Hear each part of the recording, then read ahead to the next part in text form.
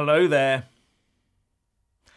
The Prime Minister of Luxembourg may have thought it was a good idea to rubbish the UK Prime Minister, but some of his EU 27 colleagues don't appear that happy about it.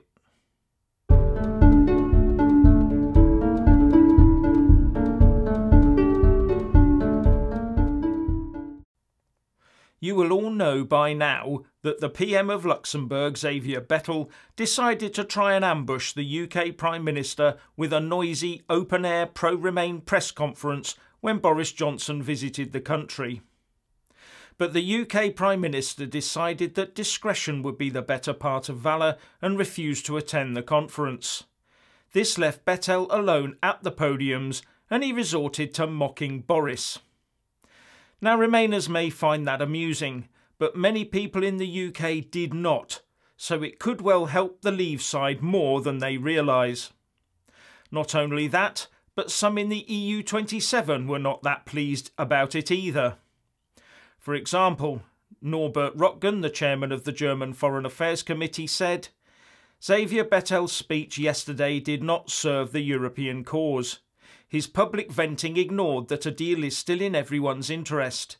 Even without a deal, there will be a post-Brexit life, which means that right now everyone needs to behave in a way that avoids animosity." And it also caught some criticism from other Brussels sources, reports the Express. And on the UK side, many people thought it was poor behaviour, with the Justice Secretary, Robert Buckland, calling it an unfortunate media stunt. Or is it really just that no-deal Brexit pressure is beginning to take its toll on some in the EU 27? Moving on. It looks like Boris has managed to get the Irish border backstop removed from Theresa May's hated withdrawal agreement surrender treaty, reports The Guardian.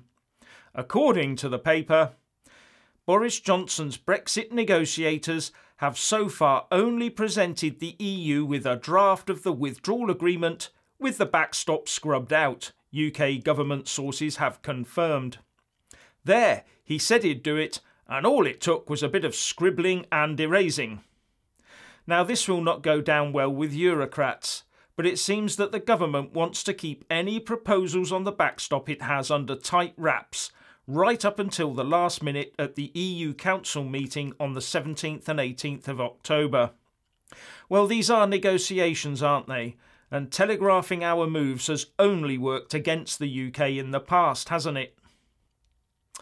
Now, the Electoral Commission has assessed that two Remain campaign organisations, Wake Up and Vote and DBB UK Limited, had incorrectly reported campaign spending for the EU referendum.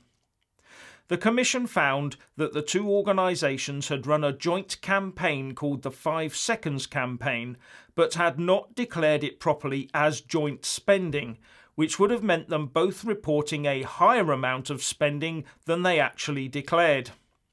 As a result, Wake Up and Vote was fined £1,800, but DBB UK Limited could not be fined as it had already been fined for an earlier, similar misdemeanour. Louise Edwards, the Commission's Director of Regulation, said, "Both Wake Up and Vote and DBB UK Limited had an important legal duty to accurately declare joint spending in their referendum spending returns. Both failed to do so, meaning that voters looking at the reported spending had no way of knowing that Wake Up and Vote and DBB UK Limited had worked together on a campaign, or of how much either campaigner spent in total." Quick question for the Remainers. Does that now mean that all Remain votes in the referendum are null and void? As that appears to be the argument from your side, doesn't it? And now I've got two good questions about the city for you. Firstly, can you tell me which country has the second highest daily turnover on the global foreign exchange markets? And secondly, can you tell me which country has the second highest turnover in the global derivatives markets? Well, cue the drum roll. In both cases, it is the United States of America.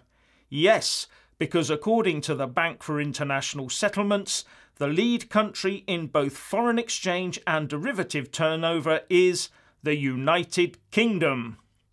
When looking at the daily turnover of derivatives, we see that the UK leads the way with just about $3.7 trillion worth of turnover every day, and that equates to about 50% of the market.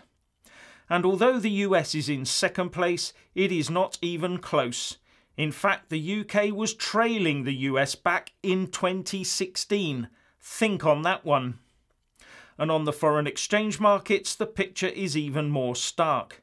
The UK is well out in the lead and has about 43% of the market at $3.5 trillion worth every day, which is an increase of 6% on 2016, while the US has shrunk back.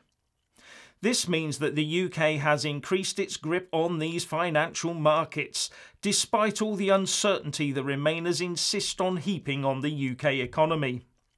So don't tell me that the UK can't make it post-Brexit. Anyway, what do you think? Please share and comment, and thank you for watching. Please do like and share this video, and also subscribe to my channel. And when subscribing, please do remember to press on the little bell next to the subscribe button. That way you'll get an alert every single time I put up a new video.